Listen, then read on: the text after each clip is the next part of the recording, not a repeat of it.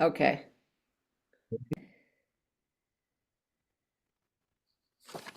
Okay. Welcome, everyone. I'm Dawn Byford. I'm the co-chair of the Plant-Rich Diet Task Force with the Environmental Sustainability Rotary Action Group, or SREG for short, and also a proud member of the Rotary Club of Canmore in Alberta, Canada, in District 5360. Today, we have the great honor of being joined by Gerard Wedderburn-Bisshop, a renowned climate scientist and leading voice in the global movement to shift our food systems and restore the planet. His credentials include being a former principal scientist with Queensland Department of Natural Resources, where he led satellite monitoring of deforestation for over 30 years. He co-authored Beyond Zero Emissions Land Use Plan and the book accompanying Eating Our Way to Extinction, Netflix documentary. He currently serves as director of Replant Byron, as lead scientist at the World Preservation Foundation, and sits on the boards of Global Roots and Zero Emissions Byron. His motto is Eat Plants and Plant Trees. Gerard is the author of many prominent studies in his career and has now published a groundbreaking new study that turns long-held assumptions about climate change on their head. The research finds that agriculture, primarily animal agriculture, has caused more global warming than fossil fuels, contributing a staggering 60% of total warming to date. This is big research, so I'll say it again. It finds that agriculture, primarily animal agriculture, has caused more global warming than fossil fuels. By using updated and more accurate climate accounting methods, the study shows that land clearing and methane from livestock are the top drivers of planetary harm. So Gerard's going to provide us a short presentation on his research, followed by a Q&A period. And thanks so much to Gerard on behalf of SREG and all of us in the Plant-Rich Diet Task Force for joining me today all the way from New South Wales in Australia.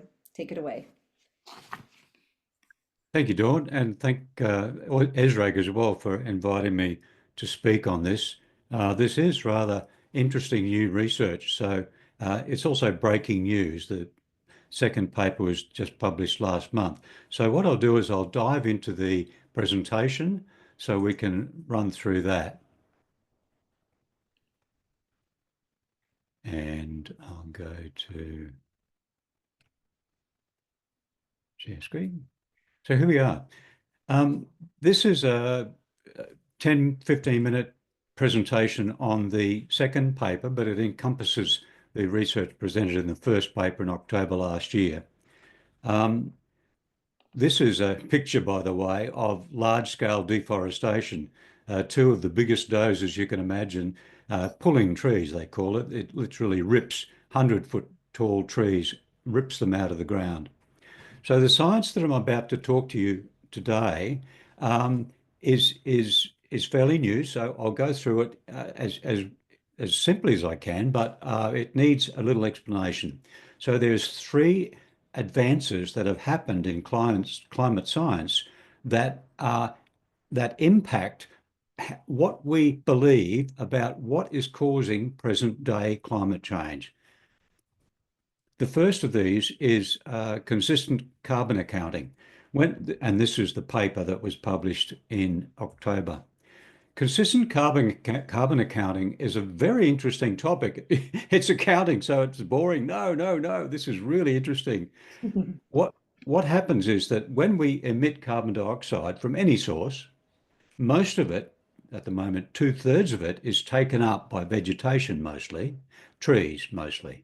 So when we emit carbon dioxide, it's treated the same in nature. But when we account for carbon dioxide, we account for them very differently. We measure the full impact, the full emission from fossil fuels, but we only measure the net emission, that is after the trees have absorbed it, from land clearing, even though both of them are soaked up by vegetation in exactly the same way. So this is inconsistent. Now, to make this consistent, we can take both as net, that is what's left over in the atmosphere, or both of them as gross, that is the full emission at the source. So my work makes this consistent gross emissions.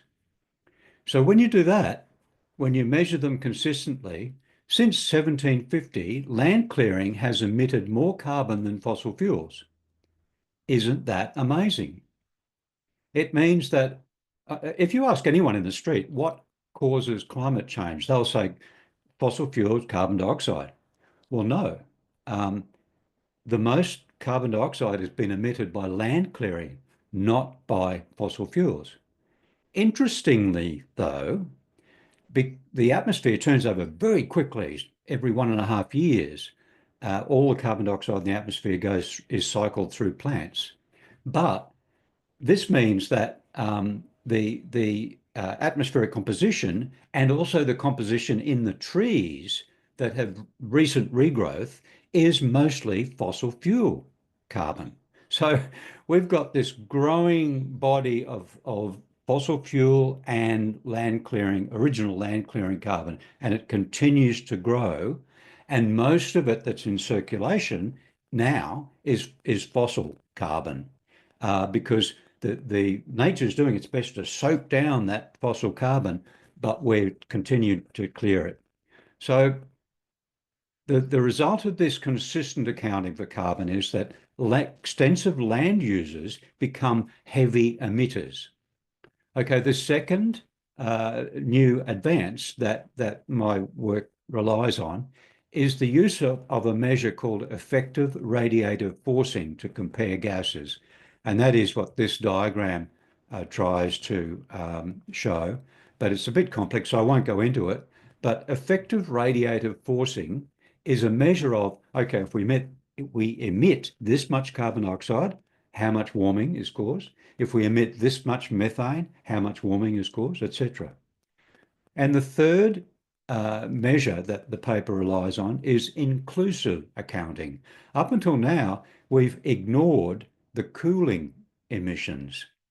These are the aerosols that hang around, form that sort of grey haze in the big industrial cities.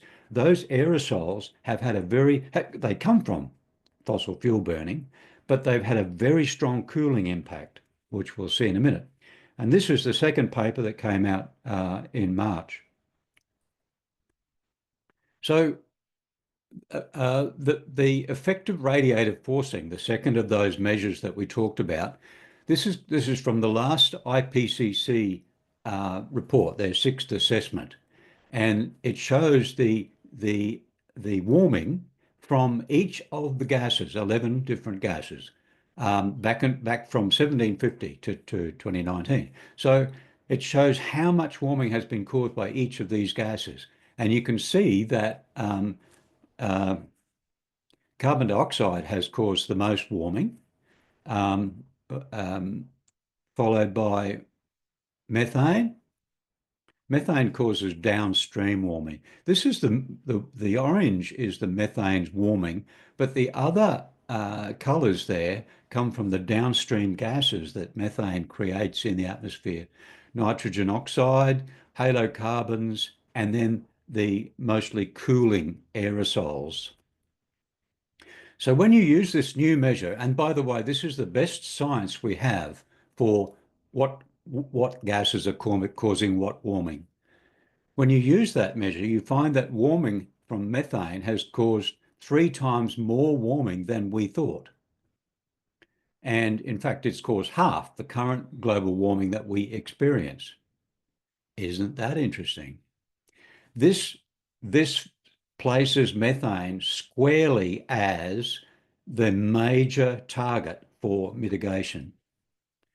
And the third measure is the cooling aerosols. Their cooling has been so strong that it's masked or it's prevented 3/4 of the warming from fossil fuel emissions. So this is the result of the paper.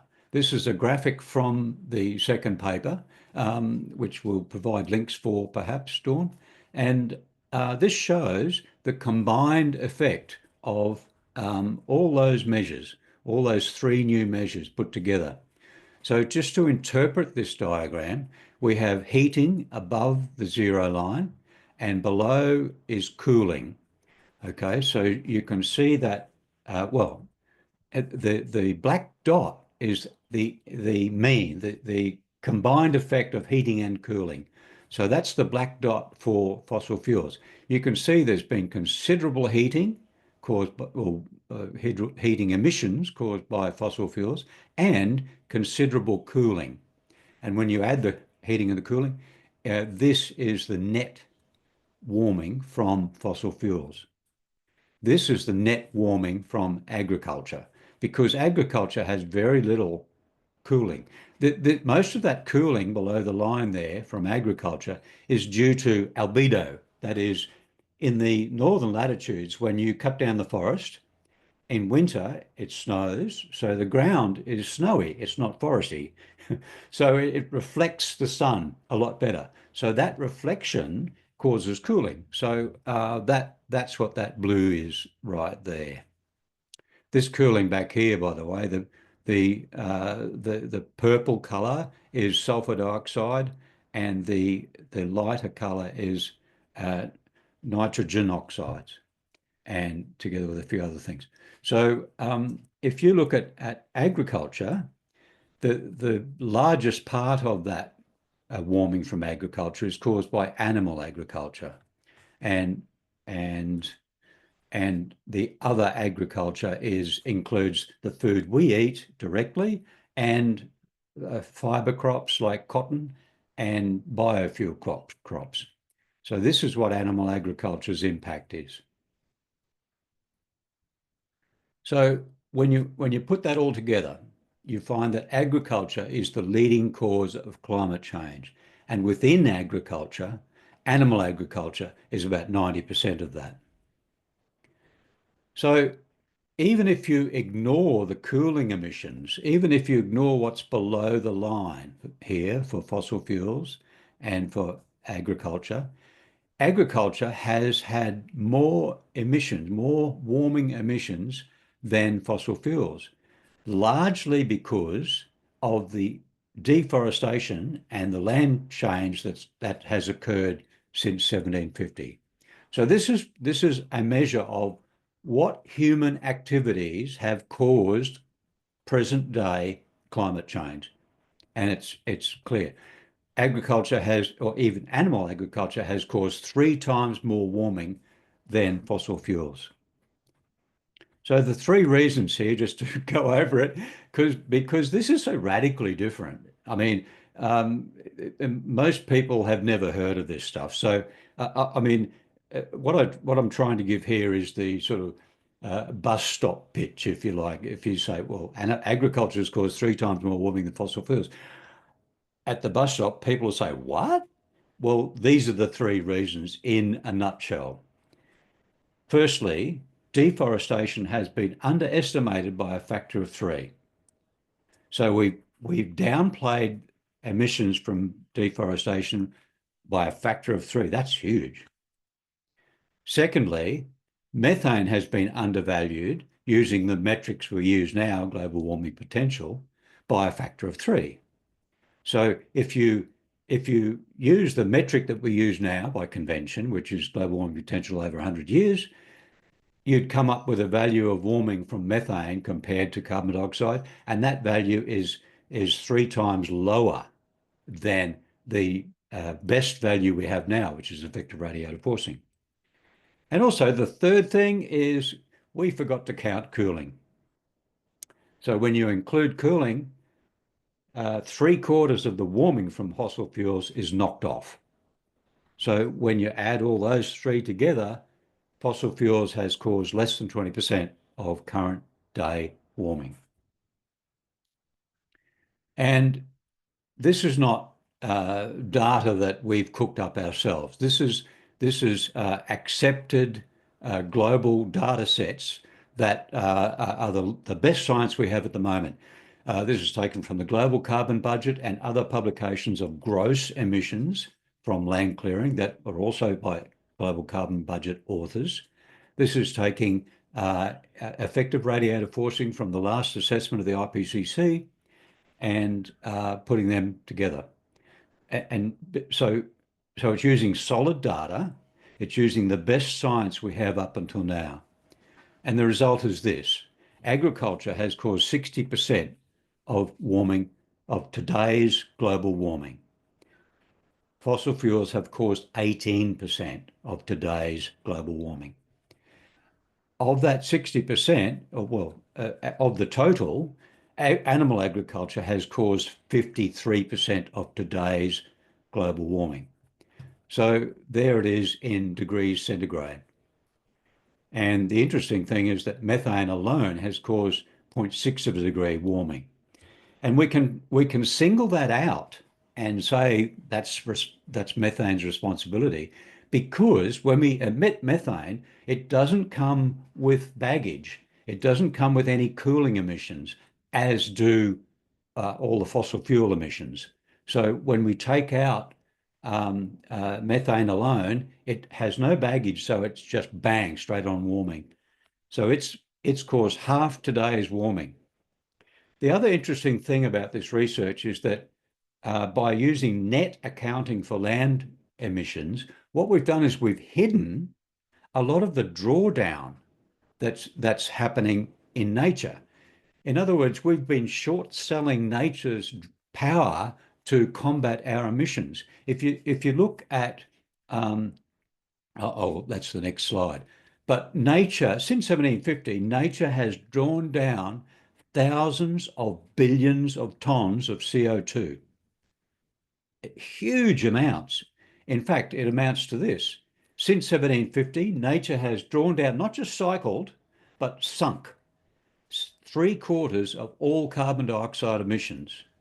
That's sunk, locked away in the vegetation and oceans and soil carbon.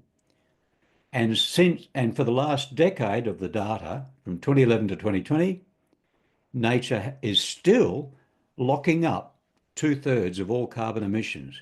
So when you hear people talking about, oh, this forest fire is causing this forest to be a net emitter, not a sink anymore, or this region is struggling to sequester carbon right now. When you hear stories like that, yes, that is happening on a local scale, on a regional scale, but on a global scale, nature is still drawing down 2/3 of all emissions. So, you know, you don't hear about this. 2/3 of all the carbon dioxide emissions emitted by coal power, by cars, by transport, aviation, shipping, all of 2/3 of that is drawn down every year, locked away. So now we know nature is doing an amazing Herculean job for us. So that's the research. There's three factors. The first of them is that we've been miscounting carbon dioxide. The second is we're using the best science about what gas causes what warming, effective radiative forcing. And the third is that we've forgotten the cooling emissions. So they're in there now. And that's a summary of this research. Wow, that's impressive and shocking, and I'm sure many, many people have no idea about this. And so I really want to thank you for doing this research and for, championing the cause, because we need to know what to do and how to do it to save our planet and save ourselves. So it's really important. Maybe we'll ask a few questions if that's okay. Let me see if we can do, let me see. Okay. All right. Do you want to should we leave that up? We could leave that up if you want, or, Oh, sorry. Yes, I'll stop the share. Yeah, okay. that's better. Thank you. That was, yeah. I don't understand all the science, but you sure laid it out really, really well. And it just really invigorates even, our task force and what we want to keep doing and pushing for, because there is pushback because people don't believe it or don't think it's true or don't understand it. And this is just more evidence of how important it is to help save the planet. Well, I mean, the planet will exist, but we might not if we don't help this. Um, so I have a few questions, if you don't mind. So the first one would be, how did you come to do the study, and can you explain your results in simple terms, even though I feel you already did, but maybe just, that elevator speech like you Hmm. mentioned again. I don't think we can hear it enough. Yeah, thanks, Dawn. Actually, there is another snippet that I'd like to say before we launch into that, and that is that none of this science these papers are based on, none of this science is new science. All I'm doing is taking what other people have done. For example, using consistent carbon accounting. The biodiversity science people have been arguing for that for several years now, and other authors are already publishing. So that's not new science. The using the effective radiative forcing values is definitely not new science. There are other papers that show that fossil fuels have caused 20% of global warming. And the third thing, using the cooling emissions, in aviation now, in aviation studies, they use effective radiative forcing, and they include all the emissions. So none of what my work is new science. The only interesting thing about that is that um, it's it's it's not something that scientists who work in this space would publish on normally, because it's not aligned to, the big research programs. It takes an outsider like myself coming in to say, well, we've got this science here, we've got this data here. Let's have a good look at what really is causing global warming. So I'd like to thank all those authors who brought us to this time. In fact, the data for gross accounting for deforestation, it's only been available for a couple of years. So, and my work, I started my work trying to think of some theoretical basis, but then the data was published. So thank you, I'll take that. So that's just a general comment. This is not new science. But it's not to publish in this area is not something that you'd see uh, career scientists publish on. So it takes an outsider to do that, just to point it out. So to answer your question, origin story. Um, this is critical. For years, I worked with government watching 2,500 acres of bushland being destroyed every day, every day for decades. Now, 93% of that was for grass-fed industries. So when you're doing that year in, year out, and you see all these huge swathes of trees that were there today, gone tomorrow, it it it you'd get a little desensitized to it, but it really gets to you in the end. I left because of a report that some of my staff did about a greenwashing for the beef industry. So I thought, no, enough's enough. We're destroying nature. 2,500 acres per day. That's about two or three or four suburbs, and we get upset when we see one suburb go in every 5 years. But this is happening every day, and mostly for grass fed. So it really does get to you. The big doses, and when you clear land like that, this is also interesting. Deforestation and land use change is the greatest driver of biodiversity loss. We've wiped out three-quarters of all of the wildlife populations on planet Earth. And how have we done that? We've simply taken away their habitat. When you clear a patch of bush, of forest, what the animals that live in that forest, that's their turf, that's their food, that's their home. And if you take away that food, they can't go next door because animals are territorial. That's their food. So they can't just move, they die. that is why deforestation in particular is the greatest cause of biodiversity loss. And that's what we've been doing on planet Earth for thousands of years. So, um, uh, yeah, so I saw that. I left government in protest of the greenwashing, and then started writing papers. But what I saw, we did the land use plan for Australia, and I delved into the dark arts of uh, carbon accounting and climate emissions accounting, as every country does for the IPCC to measure their own emissions and to measure the global emissions. So I'm looking at these accounts and I'm seeing that the industries that are driving all this deforestation, they're getting the benefit of a gift of the vegetation that's growing on other land, drawing down 2/3 of the deforestation emissions. So they're getting gifted 2/3 of their emission, whereas the fossil fuel, no, they have to account for the whole 100% of the emission. So this didn't make sense to me, and I did a bit of digging and discovered that there was a CSIRO, that's an Australian government scientist report, a few years earlier that also came to the same conclusion that I did. See, once again, it's not new science. So they came to the same conclusion, and we found that if you just measure the tree emissions, the land clearing emissions properly, then agriculture is responsible for 34 to 42% of Australian national emissions, yearly emissions, and this is depending on how you count methane. Yeah, that was 100-year and 20-year accounting. So it has a huge impact.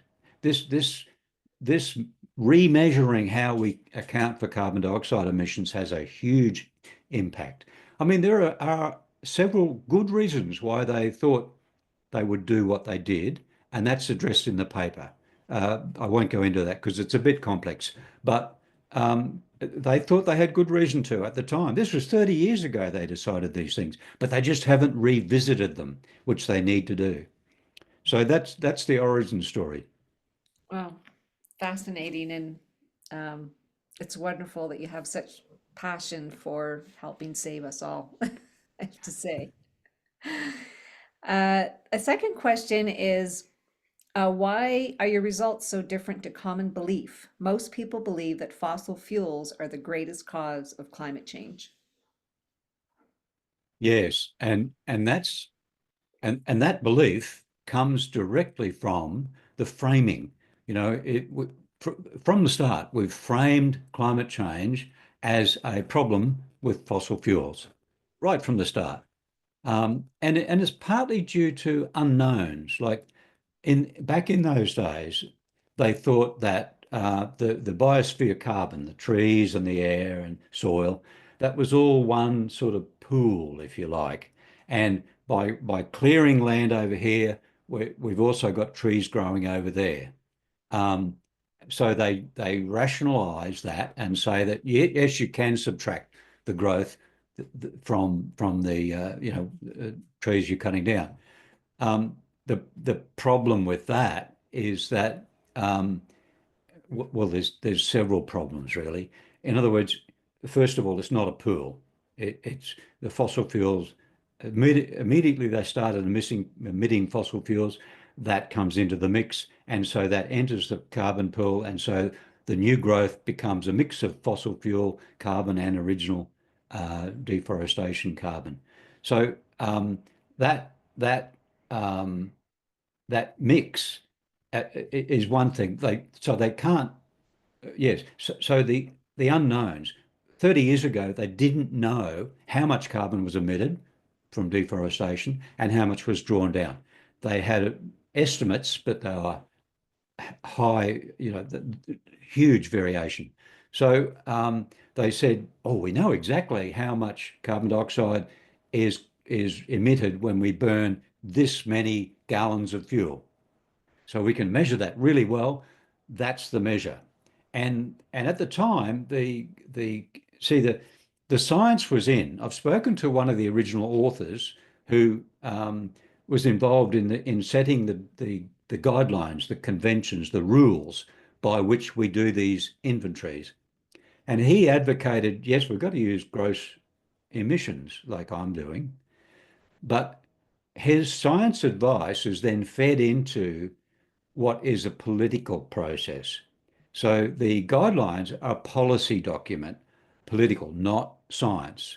So it takes one country to say, no, I don't want gross accounting, I want net accounting.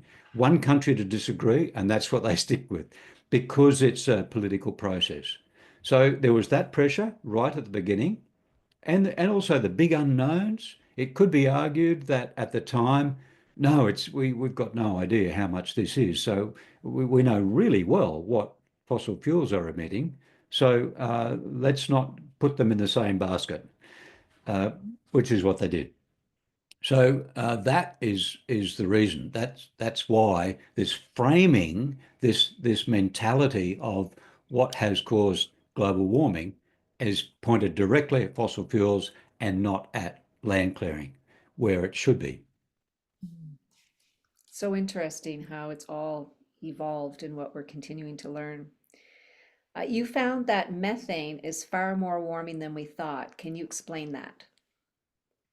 Yes, and it's really interesting. That comes from two things. It comes from the fact that um, if you've been watching this space for any length of time, you would know that they use a measure called global warming potential to compare methane with carbon dioxide. Now, when they first devised that measure, methane was thought to be 21 times more warming than carbon dioxide.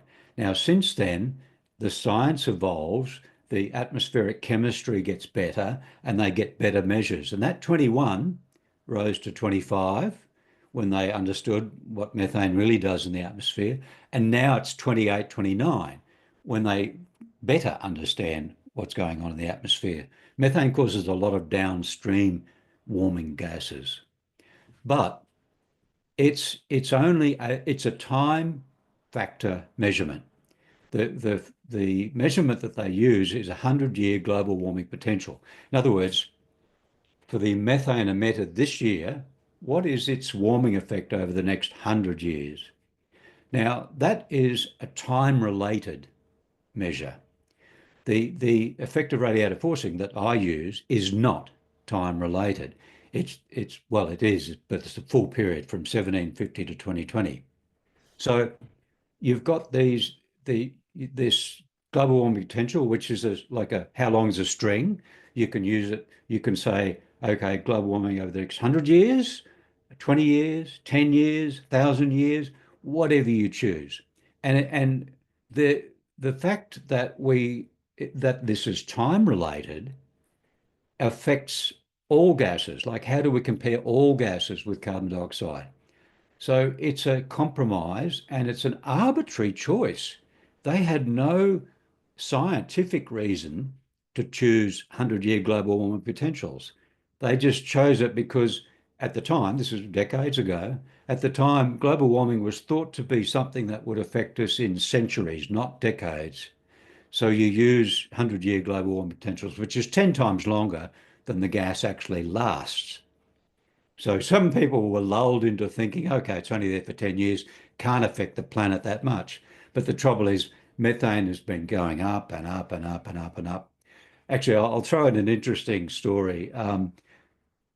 Just after the turn of the century, methane leveled out for 3 or 4 years. And everyone was saying, hallelujah, this is wonderful, because they knew how warming it is. This is wonderful. So methane, we don't have to worry about it anymore. And there was a lot of papers came out and there was a lot of thought about a steady state emission of methane, meaning that we don't need to worry about it. It's only if we emit more. Well, the trouble is the atmospheric methane has gone through the roof and continues to go through the roof. And the interesting story I wanted to tell was this.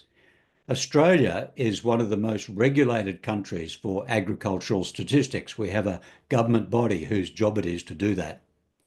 And they count the number of cattle in Australia, dairy cattle, beef cattle, and sheep, and all agriculture. But there was a study came out of the Southern Queensland University just a few months back that looked at the amount of beef being produced out of the abattoirs, the slaughterhouses, and the amount of cattle that was said to be on these ranches, I think you call them, on these properties. And they found a huge mismatch. And it could be that there's 70% more cattle in Australia than the government believes there are. And of course, this affects our emissions. You know, if there's 70% less cattle, 70% less emissions. And the reason for that was the farmers, some of them in some states pay a levy based on the number of cattle. So they don't want to fully declare their cattle. And so they have their back pay, you know, it's all hidden. It's all off the road, out of sight, out of mind, and a farmer can quite easily hide the number of cattle. So, you know, Australia is one of the most regulated countries in the world. So you've got great statistics, supposedly, but they don't reflect reality. So if Australia's doing that, what are other countries doing that? India, for example, has the world's largest herd of cattle. So how many are there? I doubt that they would count them accurately. North America, of course, South America, huge, and China now. Um, but so the atmospheric methane's been going through the roof, and everyone's scratching their heads saying, why is this happening? Well, perhaps that's one reason why, because we've just been undercounting the cattle. Wow. There's so many pieces to this, really. So many pieces. So when you say the methane 29 times, is that over the 100 years period? Because I've heard the statistic of 80 times more warming. Is that incorrect? Or is that, how would you, can you clarify that for me? Yeah, 80 is correct. It's actually 84 now, but that's when measured over 20 years. And that's And it's yeah, yeah. so global warming potential over 100 years, it's 29. Global warming potential over 20 years, it's 84. So that means the emission from this year that we know stays in the atmosphere for 10 years, what is its effect over the next 20 years or 100 years? So that's the factor that we've used. And because it's confusing, like, you know, what is the number? People don't know. What are you comparing? Are you comparing same with same? It's almost impossible to compare gases because carbon dioxide, pardon me, lasts for a long time, centuries, or some of it. Methane lasts for 10 years. Nitrous oxide lasts for 100 years. Other gases last for very short times, like the aerosols, for example, are there until it rains, basically. So that's days and weeks. So how do you compare these things?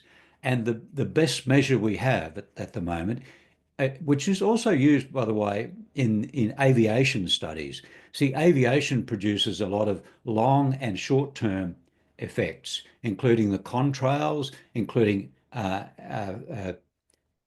clouds at different levels in the atmosphere. It's very complex. So they use this new measure, this effective radiative forcing, to compare and to assess the warming caused by aviation. And well, what I propose that we do the same thing for agriculture. So, you know, once again, it's not new science. It's just joining the dots. And what about nitrous oxide? Because I know that's a factor in industrial animal agriculture, and that is even like 270 times or something like more warming. So is it just that there's less of that and that's why it's not as impactful on the planet? Yes. There's less nitrous oxide produced. And even though it's 300 times, well, 296 times more warming, there's not as much of it. So it's lower on the scale. Um, the big the things that really move the needle are carbon dioxide. That's number one. Methane, that's number two. And sulfur dioxide, that's number three, but that's one of the ones we ignore. That's cooling. And nitrogen oxides, which is another cooling aerosol. So yeah, they're the big ones. They're the big four. Oh, halocarbons is another one, and that's pretty big. That's the what destroys the ozone, etc. So yeah, but this work, my work, uses all 11 gases, which are compared, plus the albedo change, the reflection change caused by agriculture cutting down forest and leaving snow and ice to reflect the sun. Wow. Um, okay, so then um, talking about the cooling emissions still, what are the cooling emissions? I mean, you'd mentioned a couple of them, and how do they affect sector responsibility for warming? Yes, cooling emissions are really interesting. You may have heard of a few decades back where uh, Europe was experiencing acid rain, and that was killing off the old German forests. And this was a national tragedy. Well, that's caused by aerosols, sulfur dioxide in particular. It forms sulfuric acid in rainwater, and when it drops, it's very harmful. So if you've ever been to a big industrial city, particularly now the ones who haven't cleaned up the air so much, like the big Asian industrial centers, even in Vietnam now, which is a big manufacturing country, you see this sort of grey smog that hangs over the whole, and you get irritated nose, you get irritated eyes from it. You can't be out in that too long. A lot of people wear masks in those countries purely for that reason. It's very harmful to your respiration. These are the aerosols, and they come from biggest source is burning coal. They also come from burning diesel fuel and mostly, and the dirtiest of all fuels, which is bunker fuel used by shipping. So the big diesel engines that they have in these massive ships are using bunker fuel, which is producing a lot of aerosols. Until recently, they're actually starting to clean up their act. So what happened was Europe got sick of this and they cleaned up they had brought in emission standards for cars and for coal. And then North America did the same. So they've got relatively clean skies. But the big industrial areas in Asia still have very milky skies, which reflects the sun's rays. So that's where it's sort of regional warming and cooling because of that. Now, the interesting thing with this is that this is a big caveat on the amount of warming from fossil fuels because we know that now it's caused less than 20% of warming. But in the future, we're cleaning up the skies, we're cleaning up the aerosols quicker than we're cleaning up the carbon dioxide. And by doing that, there's very notable authors who are saying we're accelerating climate change by cleaning up the cooling emissions. So if you were a systems engineer, you would probably say, okay, um, we've conducted this climate experiment on planet Earth. And up until now, it's very successful. We've managed to get more than 1.5 degrees of warming. Great, this experiment is proving us our theory is right. But within that experiment, there's this geoengineering project, which is the aerosols. Now, if we were to propose a project like this now, it'd be howled down.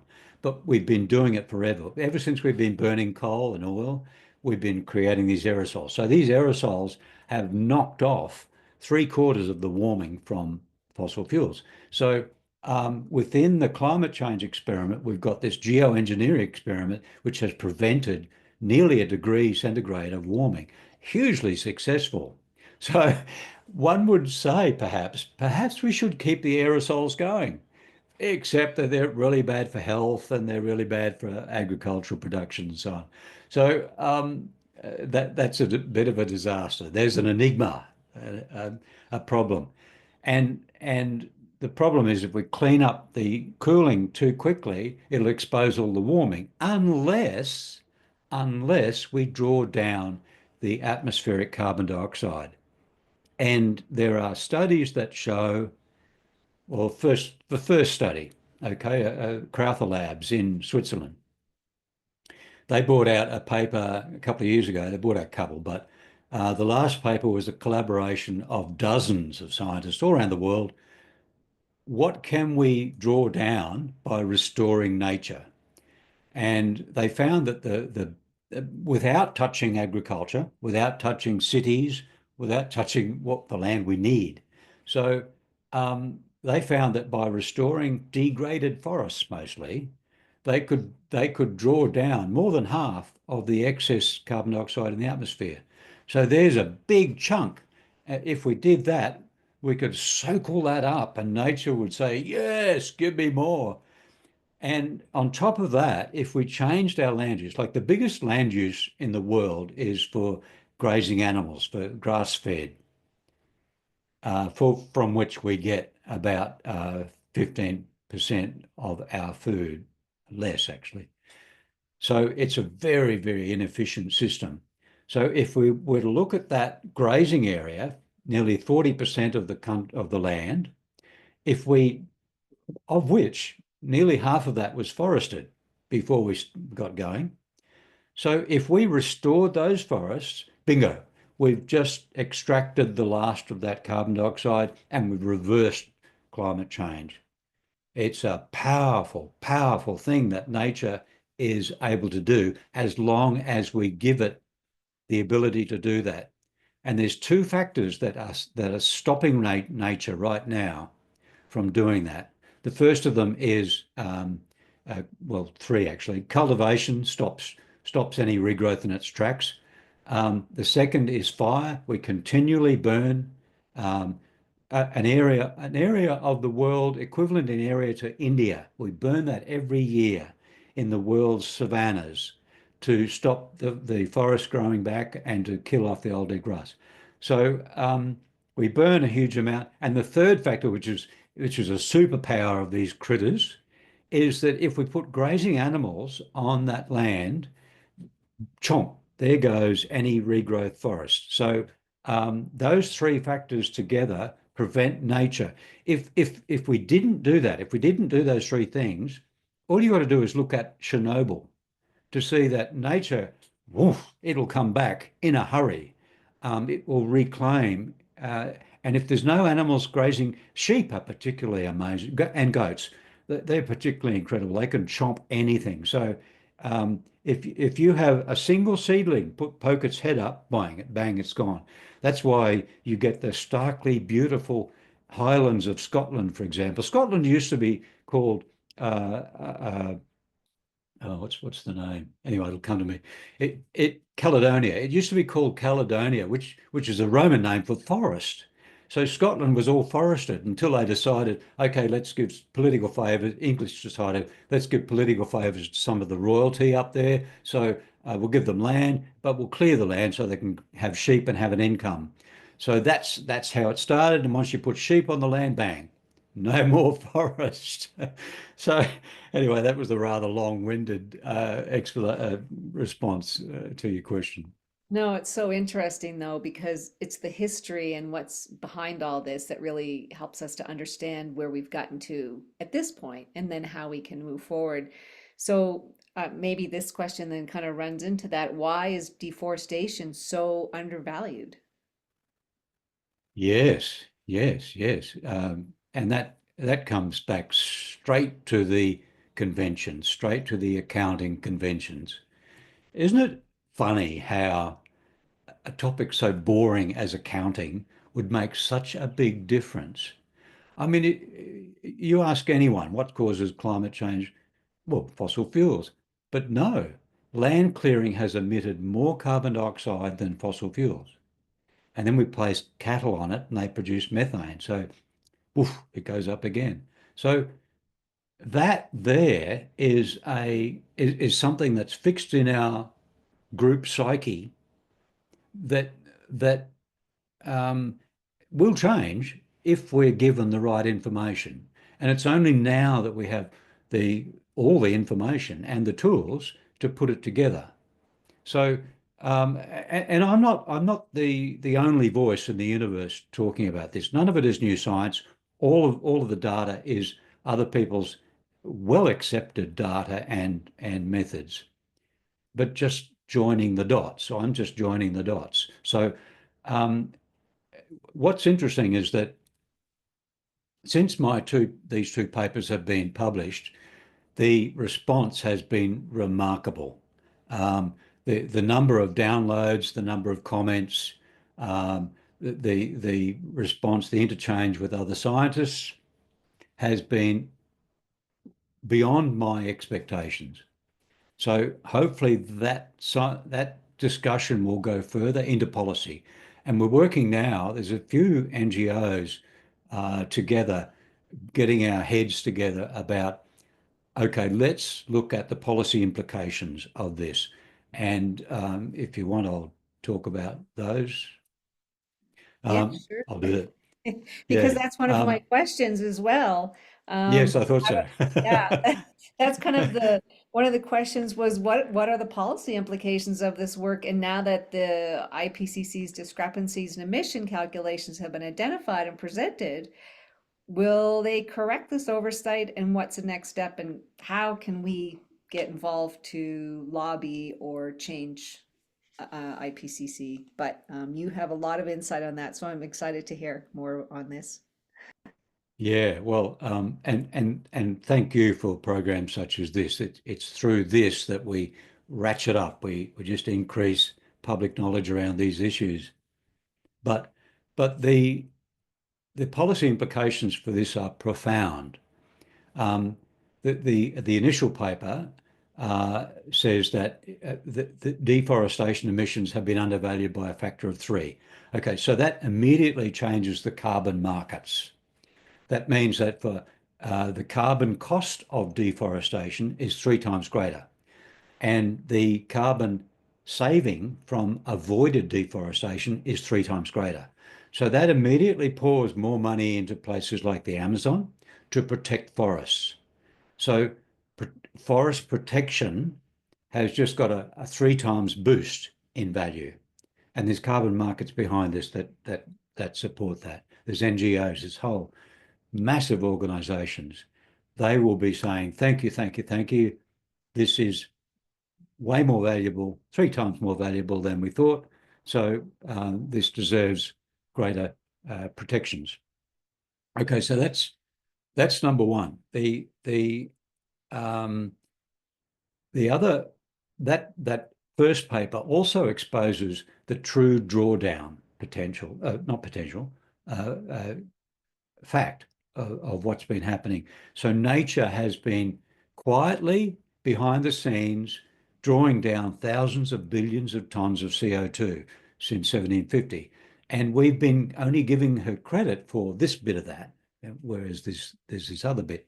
So fully recognizing the drawdown potential, number one, it makes us realize that when you hear reports of fires producing forest emissions, we know that's only localized, it's only regional, it's only part of the picture. The full picture is still a gargantuan effort to draw down CO2. So that's still going on. So you know we're revaluing, if you like, forests and their value to us on Earth. And the beauty of this is that fossil fuels aren't so easy to reverse that combustion, whereas deforestation is reversible. And if we look at how we use land, we can reforest on a massive scale. And a lot of that will be nature's own work. All we need to do is fence out the animals and the fire that's preventing the forest naturally coming back. There was a paper produced about 15 years ago that looked at sub-Saharan Africa. that said if they just stop burning sub-Saharan Africa, half of sub-Saharan Africa would return to forest. Half of it, because it's high rainfall.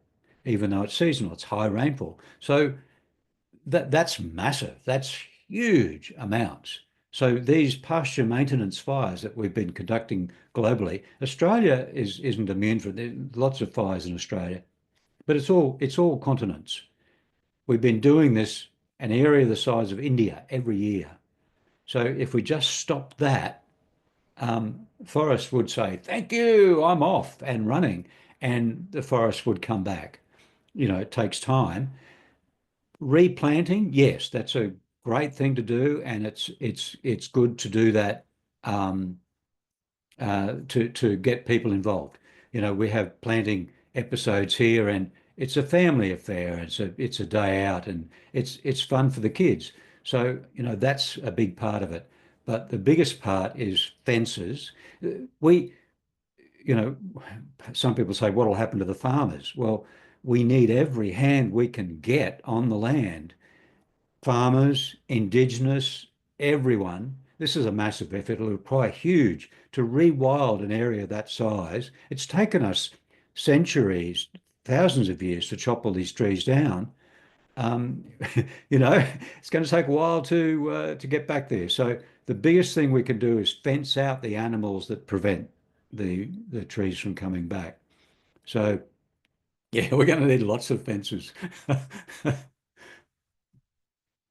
Oh, did that answer the question? There was another Yeah, part I to it, think I there's think. another piece about the IPCC, if the Yes. scientists will correct the oversight, and then what's the next steps, and how can we as, say, Rotarians or people in general help to advance that change? Yes. As I said, that's the political end, Yeah. and that's informed by science, but they don't necessarily adopt what scientists say. But but I've been working on traction within the science community, and definitely the follow-on from that is policy. Now, the World Bank has said that agricultural subsidies globally, trillions of dollars, agricultural subsidies are overwhelmingly harmful. And most of those go to animal agriculture where we have the most harms, the deforestation, the biodiversity loss, the climate change, etc. So those policies need to change.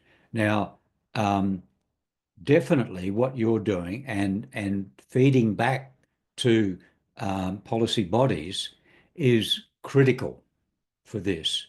And as I say, we're looking at it, but all hands on deck. We need to make this a big effort now to say, okay, in light of what we know now, these policies are not serving us well.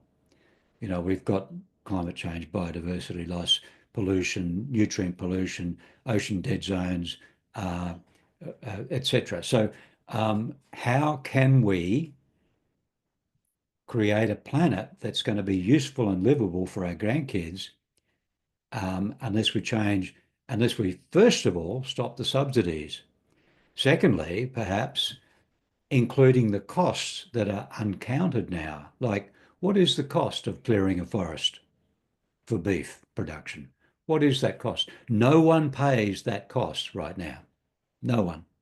So those hidden costs are the next thing that need to be on the table, starting, but on the table and exposed and feeding into policy. So yes, I'd love to hear ideas on how we can feed this into policy. And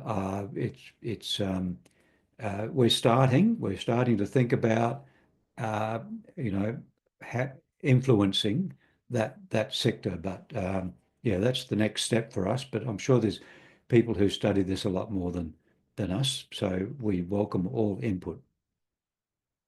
I know I was just I saw some research from World Economic Commission, and they have a counter. Have you seen that where they tally the hidden costs of food to health and the environment by the second since the Paris Agreement was signed, and it's in the trillions of dollars now. Trillions of Wow. dollars. So, and I know we have, you have World Bank report, Recipe for a Livable Planet, and you have so many other the big researchers and players coming in and saying how important it is to change our food systems in order to save the planet. And you're Mm. another amazing voice to add to all of that. I'm just going to put us on multi-speaker. Okay.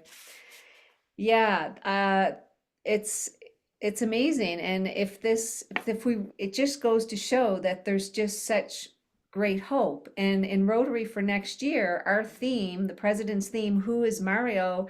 And he's from Brazil and he's an environmental advocate, says we need to unite for good. That's the whole theme of Rotary for next year. And so if we unite and plant trees and start to get this information out there and start to adjust what we eat personally as individuals, I think we can make a really big impact if we all just take accountability and do something to help positive change for the planet. So Mm. Brilliant. I it's love that theme for Rotary. That's brilliant. yeah, unite for good. I think it's humanity's time. We need to, despite all what is happening in the world sometimes, I think if we come together, we can really do this. We can really save the planet or save ourselves, I guess. The planet will Mm. exist, like I said before, but we might not be so Yeah, lucky. that's right. Yes. Yeah. And there was Yeah. another thing that when you were talking about the reforesting, I've also read that and I know talking to Dr. Leanne Campbell from Global Roots, how when they brought back the forest in Dominican, that all of a sudden the water system, the water, the weather, the temp, everything just kind of starts to come back into balance again. And also there's also a beautiful movie, Rewilding a Mountain. It's just a short from Montana where they took away the fences and let it rewild these grazing lands, and it was incredible how everything just came back. Yeah. Yeah. So. Love it. Nature is so wanting to replace all of our destruction with what it should be. Um, we need space on this planet too, and we are part of nature, of course, Yeah. but we use some areas of Earth very, very indiscriminately and inefficiently. So we need to think about that a lot. Mhm. Do you have any kind of parting words you'd like to everybody to take away before I do my final thank you to you? Yeah, thank you, Dawn. Thank you for having me. It's shows such as this that gets this message out, which are critical, and thank you for being part of that. But in all my decades that I've been on planet Earth, it's coming down to this. The one thing I can say that we collectively can change the world into a beautiful place. Um, and it's something that doesn't cost any extra. It's something that all of us can do, and we don't have to wait for governments. We don't need to wait for changes of policy. We can do it ourselves. And the two big things that I've come down to, distilling all of this, is two things: eat plants and plant trees. I love it so much. I love it. It's totally our world, so we really really appreciate that. And I use your Eat Plants Plant Trees often on any pamphlets or recipe handouts I have with information. It's front and center lots of time. Yeah. Yeah, yeah, it's Appreciate brilliant. My that. daughter-in-law had this made for me, and because I was doing so many of these talks, and so she had it made. It's brilliant. I wear it every time. It's awesome. You need to actually sell those. I think a lot of us would like to have one of those. You tell your It's daughter-in-law to get actually some made. it's actually the logo of the plant-based treaty. Oh, So they're I mean, wonderful. it was the title of a presentation that I did years ago. But then after that, plant-based treaty came on the scene, and that's what they use. I don't know if they where they got it from, probably the group psyche, but I don't feel like I could override there. Maybe they could sell t-shirts. with Yeah, that on. wonderful organization. They do great work, and they work trying to make Absolutely, policy yes. change in local communities. So I just want to thank you so much, Gerard. It's always, I mean, you've been so helpful to us, and it's such a pleasure to talk to you. And your research is so solid, and your ethics and everything are phenomenal. And we really appreciate you doing the work you do in the world to help us all. It's, Thank you, Dawn. It's a great pleasure. Thank you. yeah, And thank you for what you do, honestly. we're trying to plant seeds like you, Mm, one seed at a time, right? mm, Okay. yeah, it's all good. I could probably, I'm gonna stop the recording now, I think. Okay.